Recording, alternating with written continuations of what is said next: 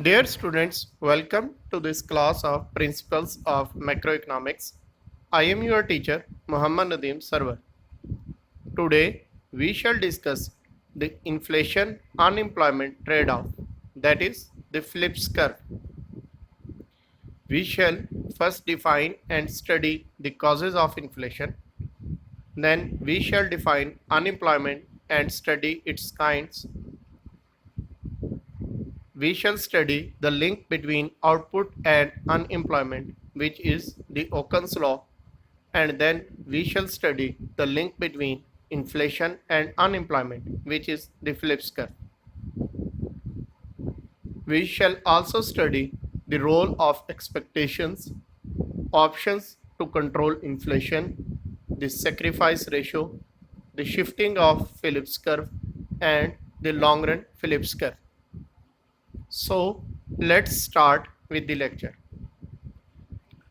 Students, inflation is sustained rise in general price level in an economy over a period of time.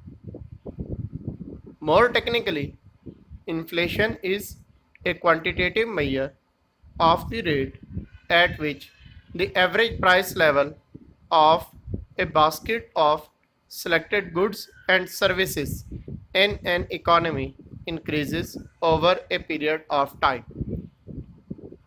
The basket of selected goods and services may have consumer goods in it, as in consumer price index. It may have producer goods, as in producer price index, or it may have both.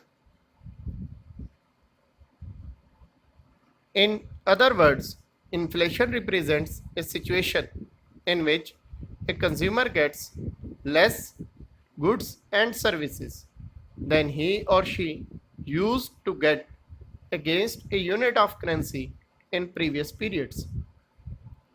Therefore, it indicates a decrease in purchasing power of the currency of a country.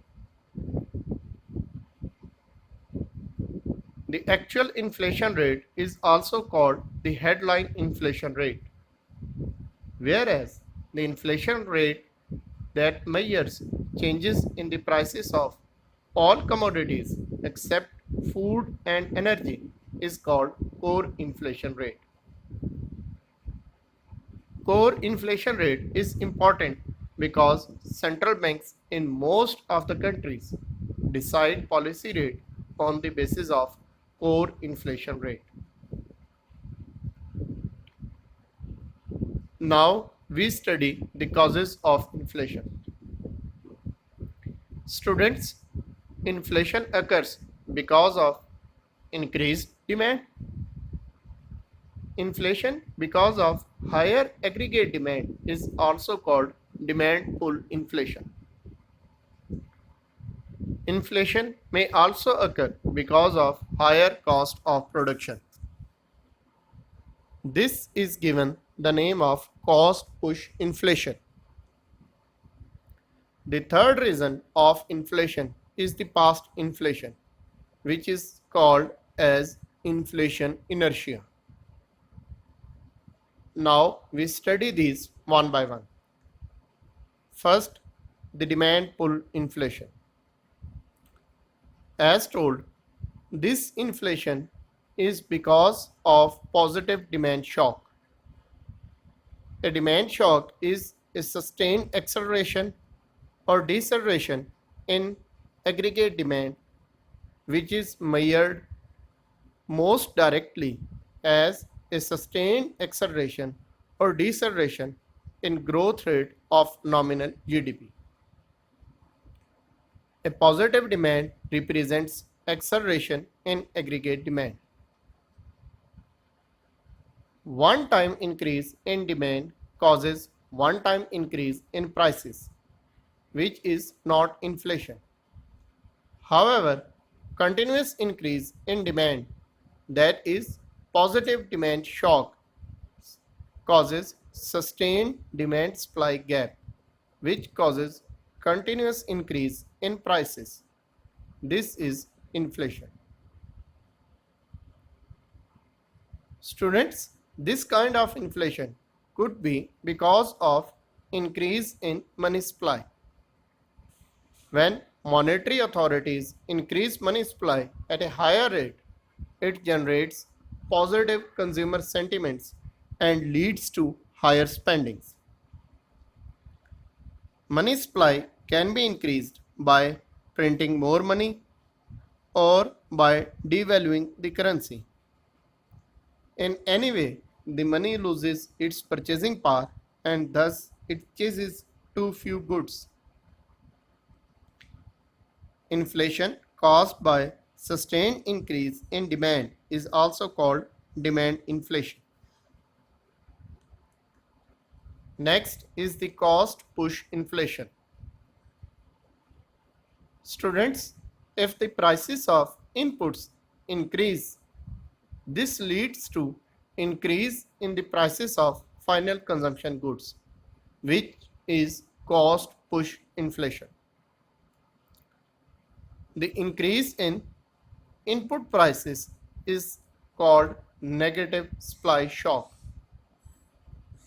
This increase in input prices or negative supply shock could be because of higher energy prices, new taxes on production process, increase in the prices of raw material, increase in wage rate, or decrease in labor productivity, etc. Increase in cost of production pushes short-run aggregate supply curve left, which pushes prices up, and that is why it is also called as supply inflation.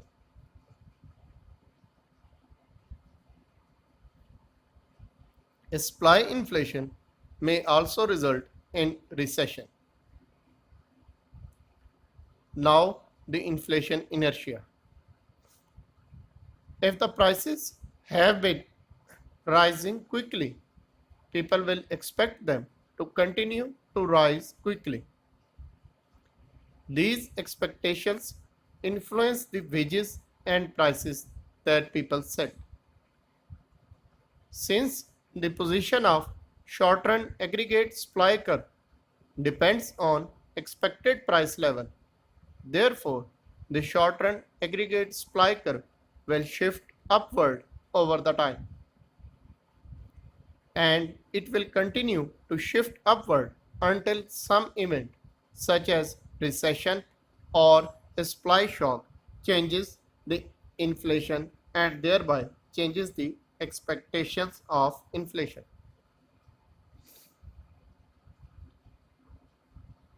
This phenomena is beautifully summarized by Nobel laureate economist Dr. Robert Solow as why is our money ever less valuable?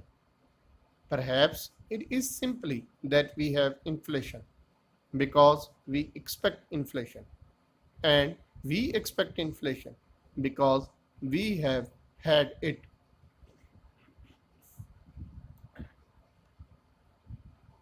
Now, excuse me. Now we come to the next part of our discussion and talk about unemployment. Students, unemployment is a situation when willing and able to work persons could not find work at prevailing wage rate. Different kinds of unemployment include frictional unemployment, which is when people switch between jobs and in between it takes some time to get new job.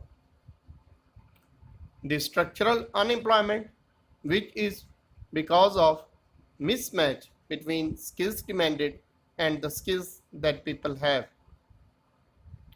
and cyclical unemployment, which is because of ups and downs in the economy over the period of time. Students, when output is at natural level, the unemployment is also at its natural level, called natural level of unemployment. However, when output is above natural level, the unemployment is below the natural level of unemployment. Output and unemployment are linked through a famous relation called Okun's law. This law states that the deviation of output from its natural level is inversely related to the deviations of unemployment from its natural rate, as shown in the equation. This means that when output is higher than natural level, the unemployment is lower than the natural rate of unemployment. The gamma normally takes a value of 0.5. We also know that a positive demand shock causes output to increase from natural rate, and therefore it decreases the unemployment from natural rate. On the business cycle, when an economy is at boom, the inflation is high and the unemployment is low. The opposite is true for recession. Next is the Phillips curve. The Phillips curve in its modern form summarizes all this debate as it states that inflation rate depends upon three factors. First, the expected inflation, which is also called inflation inertia. Second, the deviation of unemployment from natural rate called cyclical unemployment, which is demand shock. And third is supply shock. These three forces are expressed in following equation. And the graphical representation looks like this.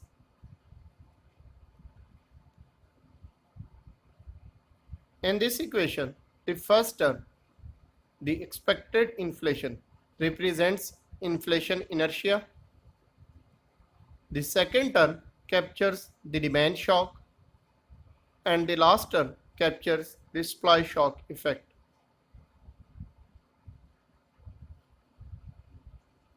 Students, the two important macroeconomic curves, the Phillips curve equation and the short-run aggregate supply curve equation, represent essentially the same macroeconomic ideas.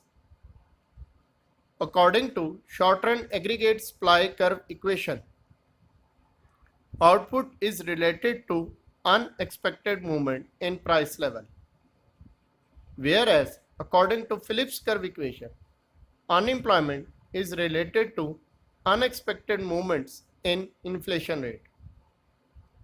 These both are linked through Okun's law, which is stated earlier. The aggregate supply curve is more convenient for studying the output and price level, whereas the Phillips curve is more convenient for examining the unemployment and inflation relation. Now let's talk about expectations. Often plausible assumption is that people form their expectations of inflation based on recently observed inflation. This assumption is called adaptive expectations. For example, suppose that people expect prices to rise this year at the same rate as they did last year. Then expectation inflation is, and in this case we can write Phillips curve as, which states that inflation depends on past inflation, cyclical unemployment, and a supply shock.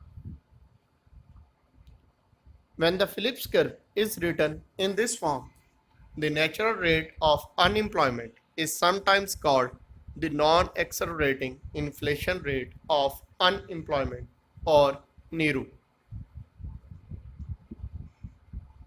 We shall come to another kind of expectations in a while. Now, let's understand what options Phillips curve give to policymakers for controlling the inflation. In this equation of Phillips curve, the parameter beta determines the slope of trade-off between inflation and unemployment. Therefore, in short run, for a given level of expected inflation, the policymakers can manipulate aggregate demand to choose any combination of inflation and unemployment on this curve. That is why, mostly in case of inflation, central banks increase the policy rate, which results in a decrease in aggregate demand and decreases consumption and investment expenditures. This helps in controlling the inflation. To reduce inflation by controlling aggregate demand, the policymakers will have to tolerate the unemployment and therefore the output or GDP, as this is shown by Phillips curve. Therefore, before deciding whether to reduce inflation, the policymakers must know how much the unemployment will rise and as a result, how much the output would be lost during the transition to lower inflation. We study this through sacrifice ratio, which represents the percentage of a year's real GDP that must be foregone to reduce inflation by 1 percentage point. We can use sacrifice ratio to estimate by how much and for how long the unemployment must rise to reduce inflation. For example, if reducing inflation by 1 percentage point requires a sacrifice ratio of 5% of year's GDP, then reducing inflation by 4 percentage points will require a sacrifice ratio of 20% of a year's GDP. Equivalently, through Occam's law, we can say that this reduction in inflation requires a sacrifice of 10 percentage points of cyclical unemployment.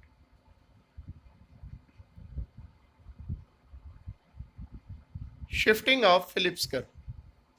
The position of short-run Phillips curve depends on expected rate of inflation. If expected inflation rises, the curve shifts upward and the policymakers' trade-off become less favorable. That is, inflation is higher for any given level of unemployment. Now we talk about another type of expectations, which is rational expectations.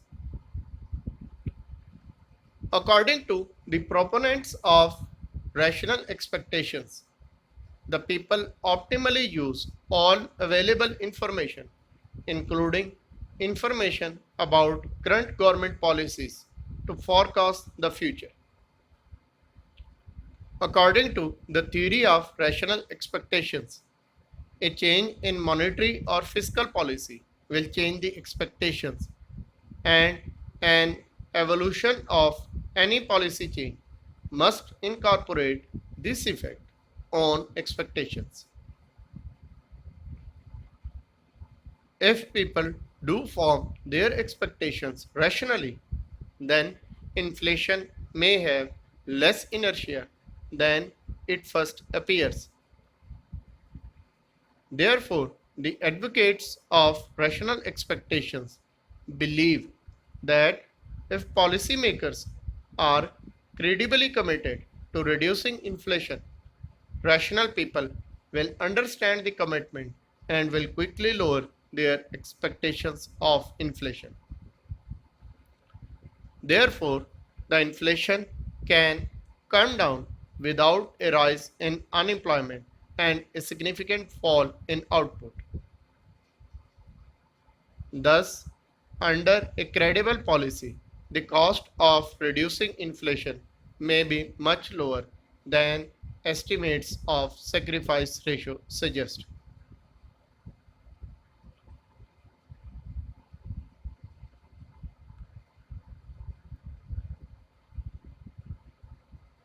The long run Phillips curve. Because the people adjust their expectations of inflation over time, the trade off between inflation and unemployment holds only in short term.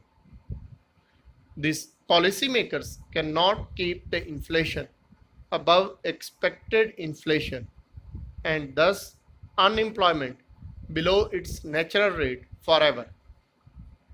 In the long run, the unemployment returns to its natural rate and there is no trade off between inflation and unemployment. This is represented in the figure. That is all for this lecture. In the next part, we shall further discuss this relationship, especially the relation between inflation and output ratio. Post your questions and give your feedback in comments. Also consider liking and sharing the video and subscribing the channel. Thank you and goodbye.